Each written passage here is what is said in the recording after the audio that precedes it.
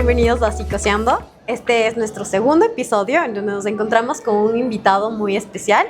¿Qué tal, Mate? ¿Cómo estás? Por favor, me permito darte el espacio para que te presentes. Háblanos un poco más de tu experiencia, sobre todo tu enfoque, que creo que es muy importante dentro del episodio que vamos a trabajar el día de hoy. Hola, Dome. Buenas tardes, buenos días con todos. Sí, mi nombre es Mateo Álvarez, soy psicólogo clínico graduado de aquí. Me gradué más o menos ya hace 8 años, un aproximado. Y pues bueno, luego de todo eso, dentro del área profesional fui viendo algunos casos que me fue llamando la atención y es por eso que me orienté justamente al área de adicciones. Eso me llevó a irme a España durante 1 año y medio, en donde me formé en la parte de adicciones, la parte de tratamiento en patologías asociadas a las drogodependencias. Entonces creo que ahí, bueno, he tratado de más o menos irme enfocando mucho mi trabajo en esa área, o bueno, al menos trato de abordar muchos casos en ese sentido. Listo, y es eso lo que nos da la apertura a trabajar el primer tema. El tema del día de hoy va a ser adicciones. Todo aquello que compete a este gran y amplio tema como tal. Y es por eso que en nuestro primer eje vamos a hablar el por qué hacemos cosas que sabemos que nos hacen daño. Hay dos explicaciones, al menos desde el área que yo me manejo. Una, el conductismo, que es justamente la búsqueda de una consecuencia, un reforzador, o a su vez un alivio a algo, sea un refuerzo positivo o negativo. Siempre tratamos de un castigo positivo, castigo negativo, siempre estamos tratando de ganar algo o quitar algo de mí. Y dentro de la parte neurobiológica interviene mucho el circuito de recompensa. Una vez que nosotros ya lo estimulamos de cierta manera, de una forma distinta a la normal. ¿En qué sentido? A realizar actividades placenteras como el comer mi comida favorita, hacer algo que me gusta mucho, y a esto le sumo alguna conducta adictiva, las apuestas, las relaciones sexuales, el consumo de comida, de chocolate, o a su vez a cualquier sustancia, alcohol u otro tipo de drogas en este caso. Entonces, una vez que ya eso influye, también el circuito de recompensa hace lo suyo y empieza mayor cantidad de oleadas de dopamina justamente en este sentido. Ok, hablemos un poco más del tema del circuito de recompensa, porque siento que muchas veces nos genera esta duda, ¿no? Pero sobre todo para las personas que no tenemos tanto conocimiento dentro de este ámbito, ¿a qué se refiere el circuito de recompensa? Si tú pudieras poner un ejemplo práctico, ¿cuál sería? A ver, el circuito de recompensa tiene algunas estructuras, no voy a profundizar tanto en cada una de ellas, pero es del área tegmental ventral, núcleo accumbens, el sistema límbico y la corteza prefrontal. Más o menos toda la vía dopaminérgica trabaja uniendo todo ello. Entonces partamos de que nosotros, consumimos, cocaína, digámoslo de cierta manera. Entonces una vez una persona consumidora de cocaína, una vez que lo hace, genera una oleada de dopamina bastante fuerte que nace desde el área tegmental ventral, que es la fábrica de dopamina. Entonces eso va hacia el núcleo accumbens, en donde empieza a realizar o a repetirse ciertas conductas, pasa al sistema límbico, donde relacionamos también la memoria emocional y otro tipo de funciones que dan ahí, hasta que llega a la corteza prefrontal, que es justamente en donde la persona termina por inhibirse o a su vez reforzar algo. Entonces la persona, una vez que lo hace, puede consumir en un inicio una cantidad bastante corta, pero empieza a generarse la tolerancia. Entonces, una vez que la persona consume un poco, necesita mayor cantidad de sustancia, mayor oleadas de dopamina para poder sentir el mismo placer. Entonces, más o menos ese circuito va trabajando de esa forma. Y la dopamina es aquello que nos hace sentir eufóricos, es aquello que nos genera placer, ¿no? Uh-huh. Que lo vivenciamos en cosas simples de la vida, dependiendo lógicamente de qué es lo que te gusta a ti personalmente, pero es aquello que nos hace sentirnos bien, prácticamente, o sea, para que lo podamos entender un poco mejor. Y es por ello que aquí viene el qué comportamientos vemos todos los días que podrían volverse problemáticos, sobre todo en el tema de adicciones. Cualquiera, incluso los saludables. El gimnasio, el deporte puede también volverse una adicción. Una adicción sana, en teoría, hasta que sobrepasa ciertos límites. En los gimnasios, por ejemplo, una persona puede ir al gimnasio, hacer deporte y estar bien, pero hay otras personas que pueden desencadenar en una vigorexia, se me ocurre. Entonces, algo saludable puede convertirse en una adicción, sí. Y a eso pues ya sumamos otro tipo de cosas, uso de pantallas, apuestas, plataformas digitales. Y bueno, sin irnos muy lejos, alcohol y cualquier otro tipo de sustancias. Entonces realmente todo puede convertirse en una adicción, justamente en base a lo que la persona busque lograr con la conducta que lo realiza. Ok, Matt, ¿y tú crees que la personalidad como tal es un factor determinante dentro de este tipo de dependencia, bueno, de generar dependencia o este tipo de conductas adictivas? La personalidad es un marcador que puede desencadenar en una adicción, sí. Esa y muchas más. Hay muchos rasgos de personalidad, hay personas que ya presentan rasgos y eso es algo que me gusta mucho del nuevo decenio, de cómo lo están viendo justamente esta parte, que no están dejando de lado el contexto, que no están dejando de lado la parte genética y bueno, las conductas, ese tipo de cosas. Entonces, una de esas, como bien decías, era la parte de los rasgos de personalidad. Las personas pueden tener marcadores repetitivos en alguna conducta que puede desencadenar en una adicción, dependiendo. Te hablo de un trastorno límite, se me ocurre, o un rasgo o un tipo de personalidad tipo límite, un antisocial o un dependiente. Realmente son personalidades que pueden encaminar, digamos, hacia el uso de cualquier tipo de sustancias. Ok, dentro de lo que acabas de mencionar, ¿qué factores como tal podrían determinar las personas que nos están viendo y podrían decir, bueno, según este ejemplo, yo creo que puedo llegar a tener este tipo de personalidad por tal cosa? O sea, ¿qué ejemplos podrías dar en una persona dependiente que llega a caracterizarse de este mismo tipo de personalidad? La evasión al malestar. Sí, la evasión al malestar es uno de ellos. Dentro de las corrientes o de los modelos de intervención se habla de la ACT y hay algo que se habla del trastorno de evitación experiencial. Entonces las personas buscan evitar algo que les desagrada y ahí es cuando llega a aquella solución momentánea, que es el uso de sustancias. ¿Cuánto te dura el efecto? Dependiendo de la sustancia, puede durarte 30 minutos como puede durarte 7 horas.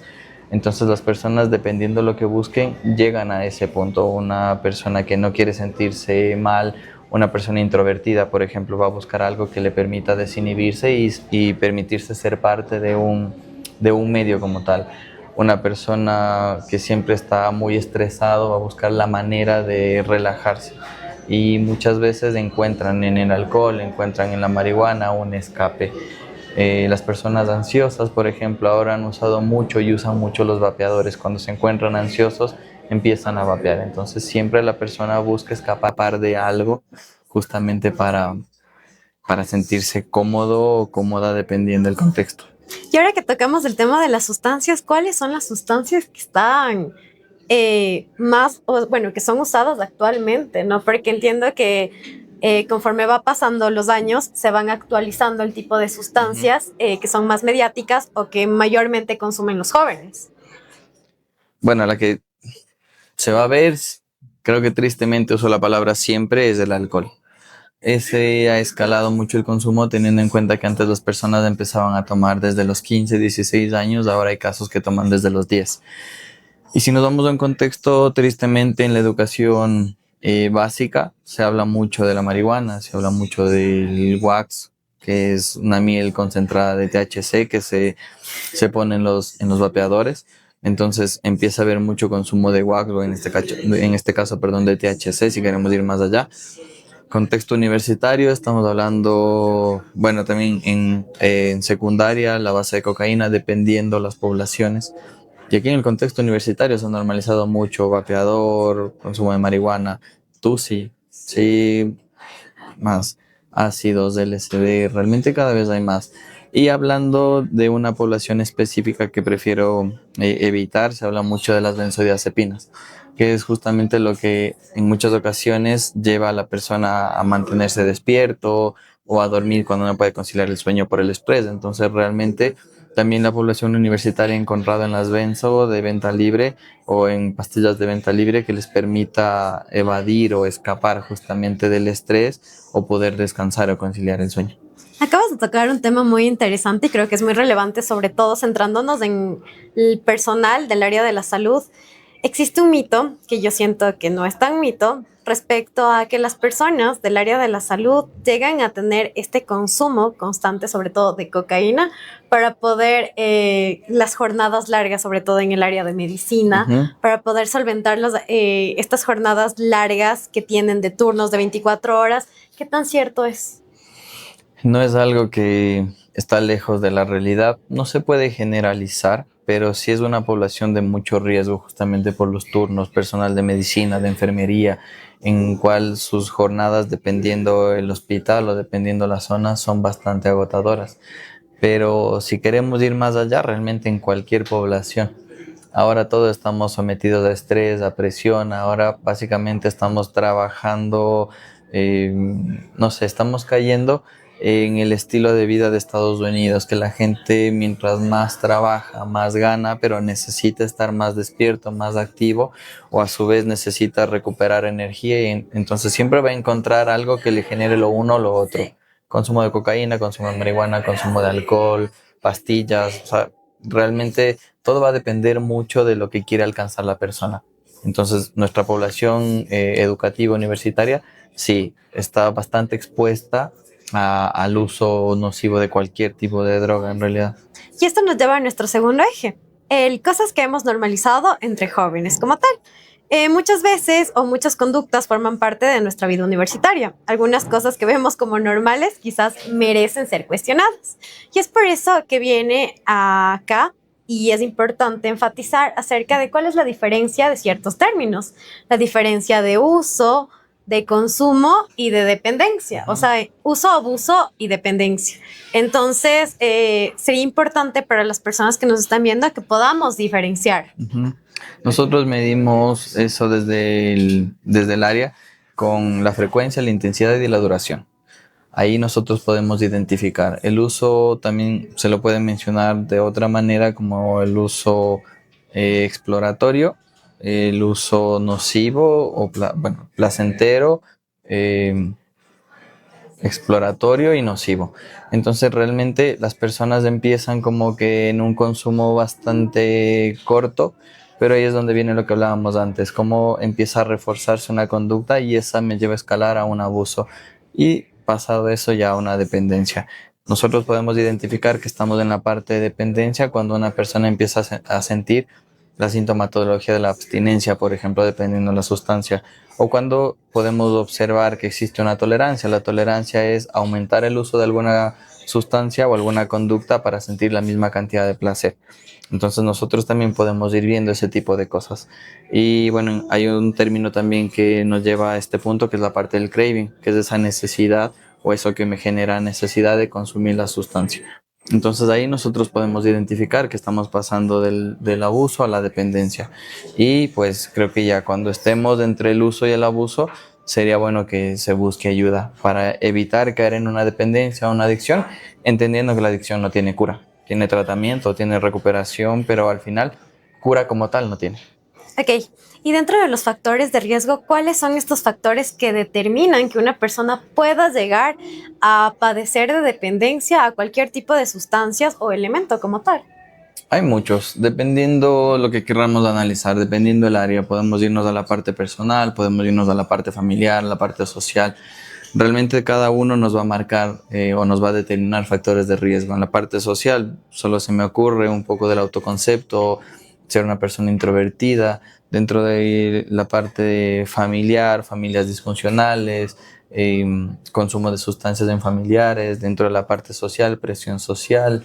Entonces, realmente cada uno dentro de la parte académica, si queremos la parte laboral, realmente en cada área podemos nosotros encontrar factores de riesgo. Siempre va a depender del área que nosotros querramos analizar para poder identificar justamente estos factores. Listo. Entonces, eso también lo podemos entender como aquellas señales que muchas veces las pasamos por alto. Ya existen predeterminantes que nos pueden decir como que es momento de buscar ayuda o de ponernos un alto porque estamos pasando de un uso recreativo por diversión o un uso que no está interfiriendo dentro de cualquiera de las áreas en las cuales nosotros nos manejamos a un tipo de adicción como tal. ¿En qué situaciones observas con más frecuencia en los jóvenes dentro de consulta?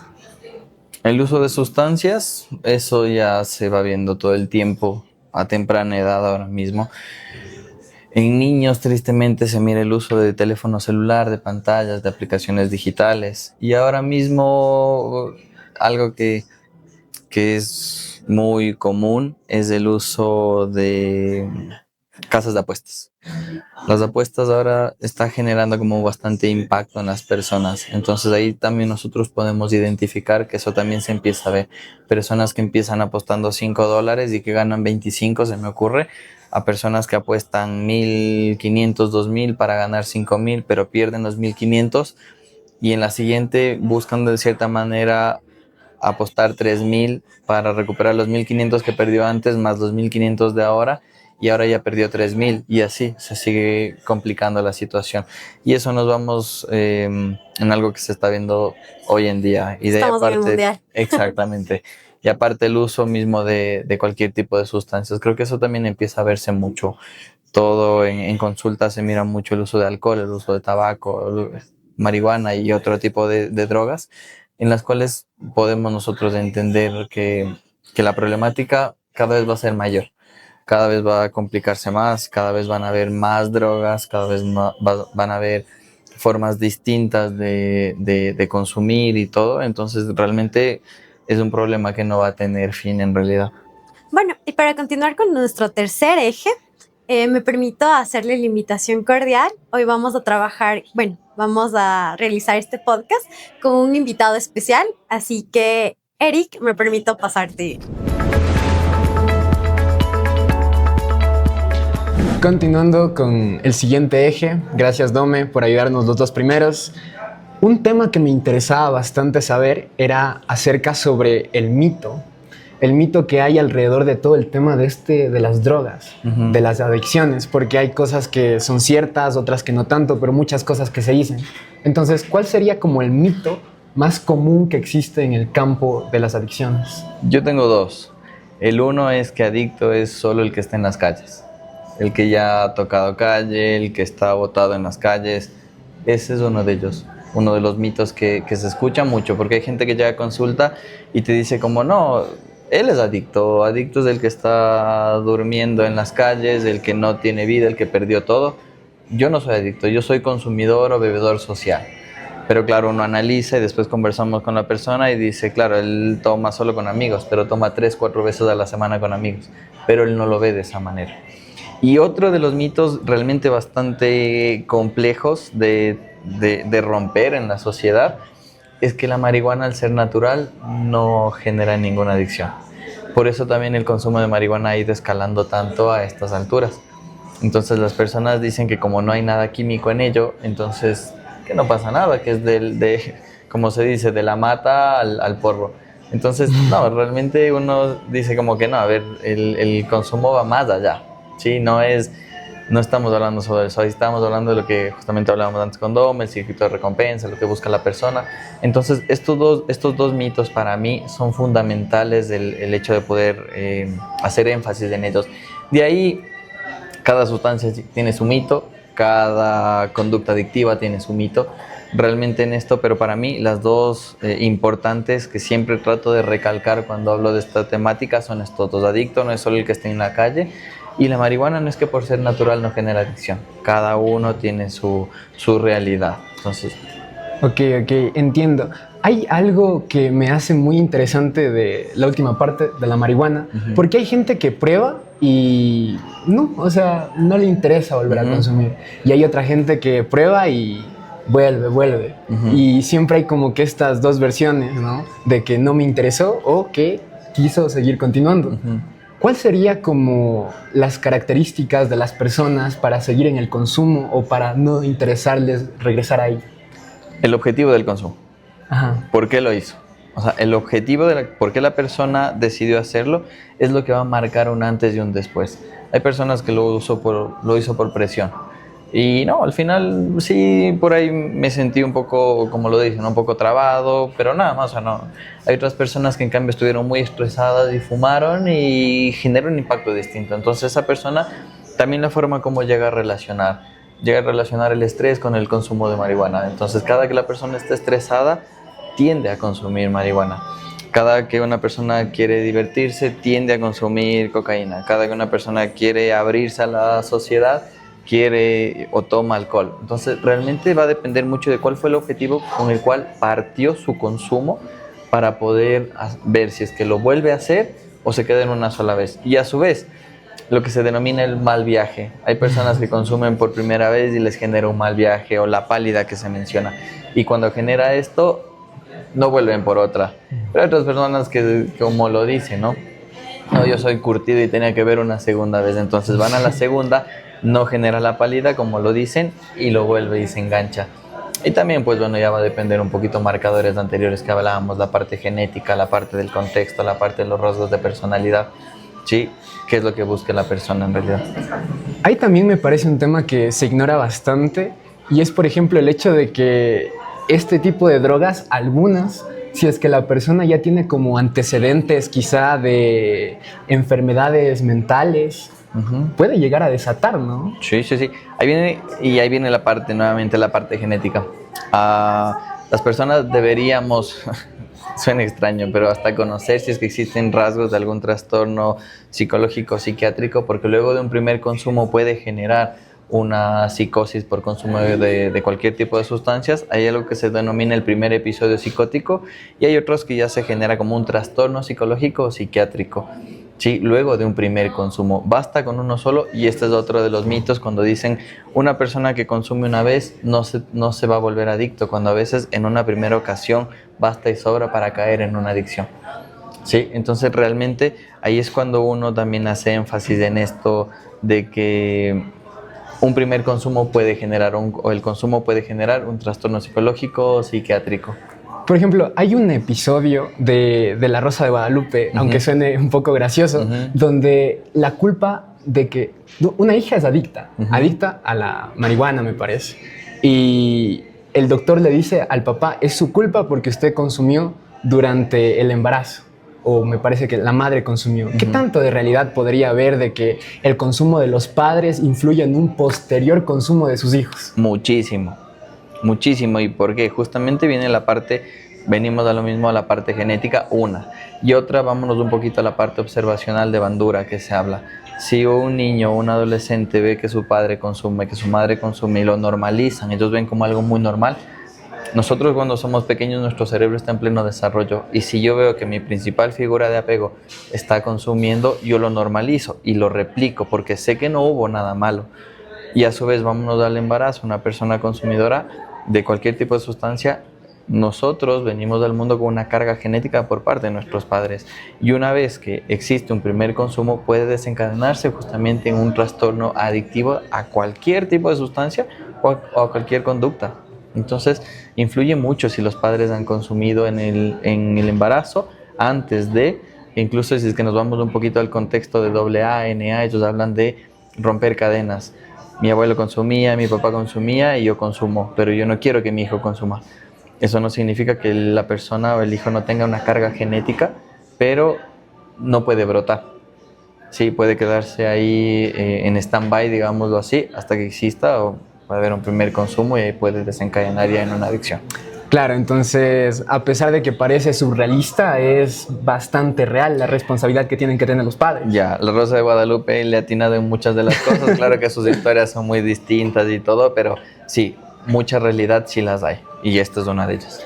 Ok, entonces está el tema de las drogas como marihuana, cocaína, todo esto que está como la sociedad ya lo tiene muy bien entendido, ¿no es cierto? Pero también quizás hay otro tema de adicciones que se ha vuelto más común. ¿Usted cómo vería el tema de que ahora los celulares, ¿no? Todos tenemos los celulares. ¿Hasta dónde llegaría el tema de es una adicción de lo que es realmente un uso práctico? Hay, si no estoy mal el término, y quizás, bueno, eso dejo para que las personas que escuchen el podcast lo busquen, me parece que es nomofobia, que es el miedo a no tener el celular. Nomofobia. A perder el celular, sí, no recuerdo muy bien. Entonces, ¿por qué se convierte en una adicción? Porque nosotros todo el tiempo, digámoslo así, vamos a TikTok, todo el tiempo estamos haciendo esto. Partamos de que primero la atención ya se ha disminuido tanto, porque ¿cuánto duran los videos? Media, un minuto. Un minuto y medio. Entonces mi atención se queda un minuto y después ya no me dura más que eso. Entonces nosotros estamos relacionando también. Estoy aburrido, me voy al teléfono y me quedo hora y media, 2 horas en TikTok, dándole vueltas. No me di cuenta, pasó el tiempo. no me fui a trabajar, no hice deberes, entonces ya empiezan a haber consecuencias también. Sí, y si nos vamos un poquito más allá en la parte de la sustancia gris, por ejemplo, ¿qué tanto afecta la parte de las conexiones sinápticas en este caso? Cada vez empieza a haber mayor deterioro en la sustancia gris y eso a dónde me lleva también, a tener menos conexiones neuronales. Entonces realmente también yo empiezo a relacionar todo con el uso del teléfono, todo lo hacemos con el uso del teléfono, por eso es un bien y un mal. Sí, tengo al alcance muchas cosas, pero también el hecho de estar con el teléfono celular también me distancia de la sociedad, me distancia de mí mismo incluso. Entonces, el uso de cualquier tipo de aparato digital empieza como a generar bastante este problema. Por ejemplo, es muy común que haya miles de TikToks y dentro de esos miles de TikToks que te recomiendan dejar el teléfono. Una pregunta que tengo y que se me hace muy interesante es ¿por qué se vuelve tan difícil el hacer este tipo de cambios, ¿no? ¿Por qué es tan difícil como yo ya quiero cambiar, quiero soltar, quiero dejar de consumir, quiero dejar el teléfono? ¿Y por qué al final es tan difícil hacerlo y se empieza, pero después se deja? Sabes que dentro de las corrientes existe el conductismo y el conductismo nos habla de la habituación a algo. Entonces nosotros básicamente nos vamos habituando al uso, en este caso del teléfono celular.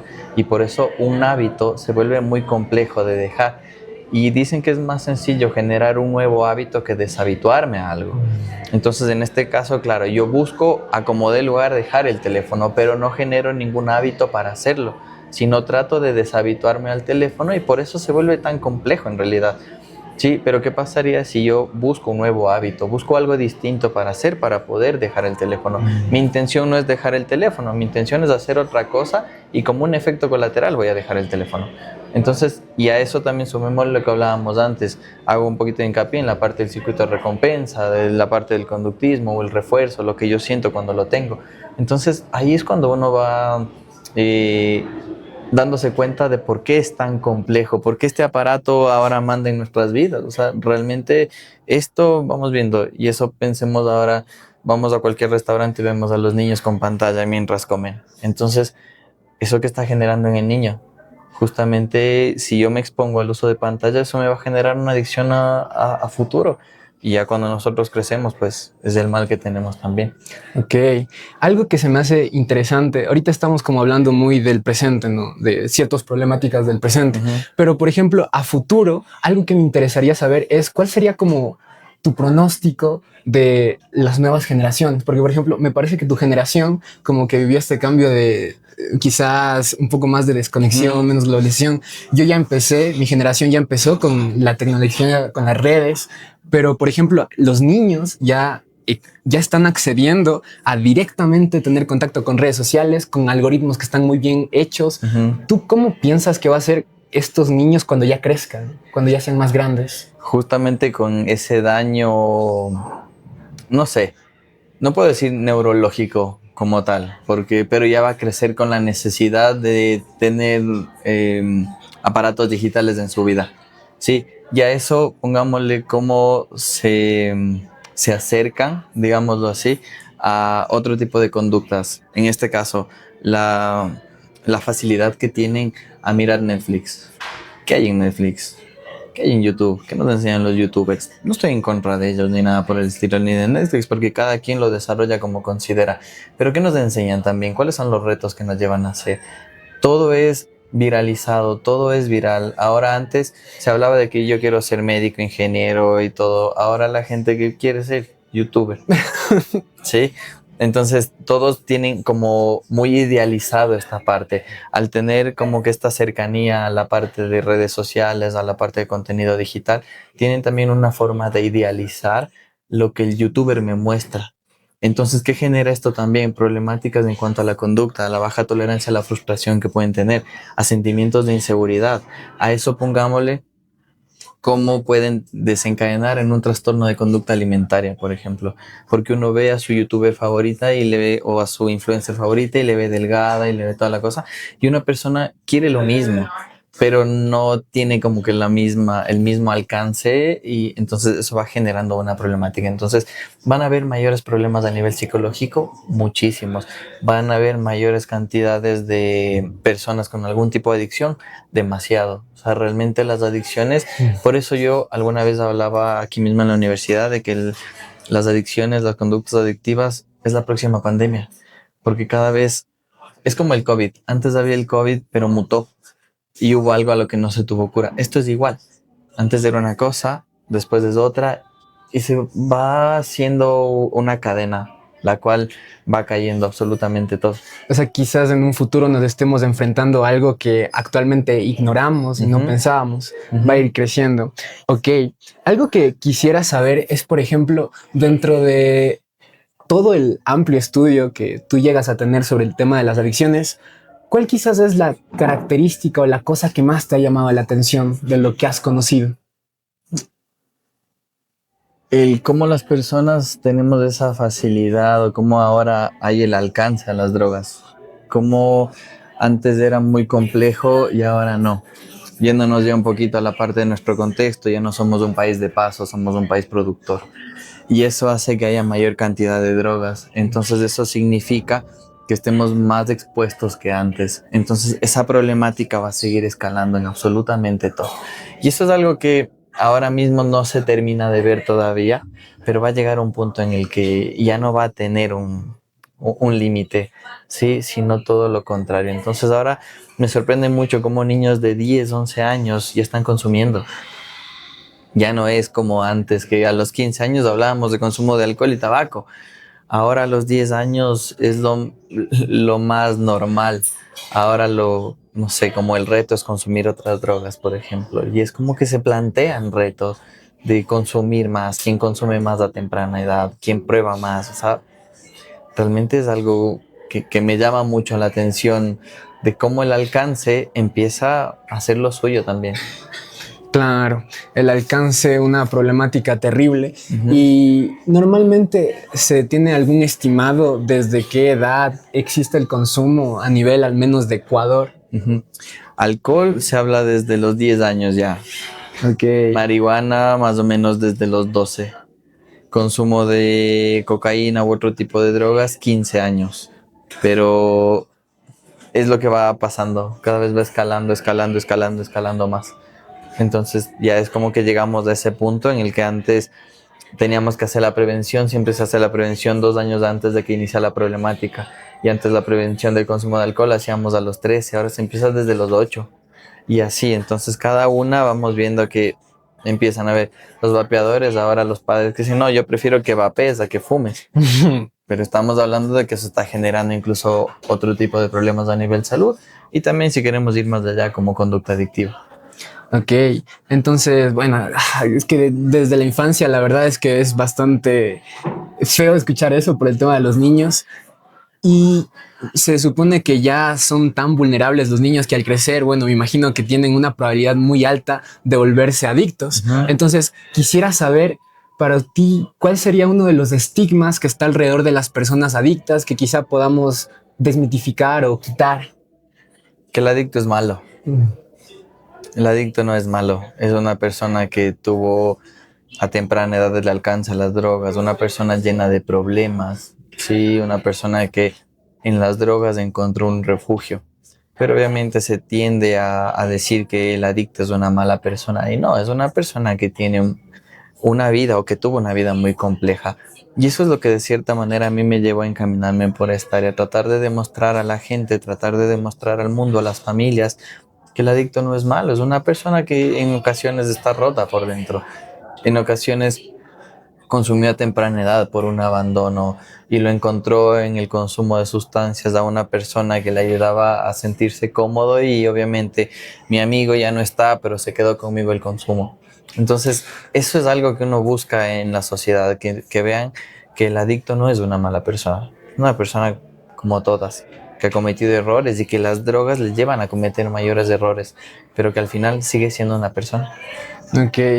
Y antes quizá de ir cerrando, me gustaría conocer si es que tú me podrías ayudar contando dentro de lo que más se pueda, quizá algún caso que sirva como algún ejemplo de superación o que se puede salir del tema de las adicciones. Hay una persona que yo le guardo mucho cariño y él es esta persona que es DJ. Él era alcohólico a temprana edad y ahora él sigue siendo DJ, sigue exponiéndose, digámoslo así, a discotecas y todo, pero él tiene tan claro lo que ya no quiere o donde no quiere volver a estar, que él al final sigue trabajando en lo suyo, en lo que le apasiona, sigue sacando a su familia adelante y sigue estando al pie del cañón, en la lucha todos los días. Él no ha vuelto a recaer y te estoy hablando que esto es ya desde hace 4 años. No ha vuelto a recaer en el consumo de alcohol. Sí, y bueno, hay otra persona igual a quien guardo mucho cariño, que ahora mismo, bueno, tuvo que dejar un tiempo la universidad, pero está trabajando, tocó fondo, pero ahora está trabajando, está encaminado. Entonces, hay muchos casos en realidad de personas. Los números no siempre son favorables en esta área. Eso es lo triste. Sí, no son favorables en el área de recuperación, pero es también a veces por el sistema, por los factores protectores que hablábamos antes, por el contexto. Pero hay otras personas que la voluntad juega un papel importante y al momento de enfrentarse a ello, mira, terminan saliendo. Justo también mencionabas algo importante y me llama mucho la atención la idea de qué tan real es cierto que tenemos que tocar fondo para ya pedir ayuda o para ya asistir a un profesional. Porque muchas veces sabemos que algo no está del todo bien, pero evitamos porque todavía de cierta forma el carro funciona, pero llega un punto donde ya no dan para más. No siempre. Hay casos, yo siempre cuando trabajo les digo que hay 3 fondos: la cárcel, la morgue o un hospital. Este chico que yo mencionaba tocó la cárcel, por suerte. De los males, no sé si decir de los males del menor, pero hay otros casos que no hay otro fondo que no sea una cárcel con una pena mayor, una morgue o un hospital. Entonces, realmente yo siempre digo que a veces es preferible tratar en la parte de prevención, como que trabajar en esta área, evitar tocar fondo, porque las familias a veces deja que toque fondo y verás que ahí se va a dar cuenta. Y no, uno les dice como, sí, tocar fondo, pero estos son, usted decide, si lo quiere, deje, pero si no, estamos a tiempo. Entonces, es como muy complejo esperar que pase eso, porque a veces es un callejón sin salida, no vuelve a salir de eso. Es como tirar una moneda, ¿no? Exactamente.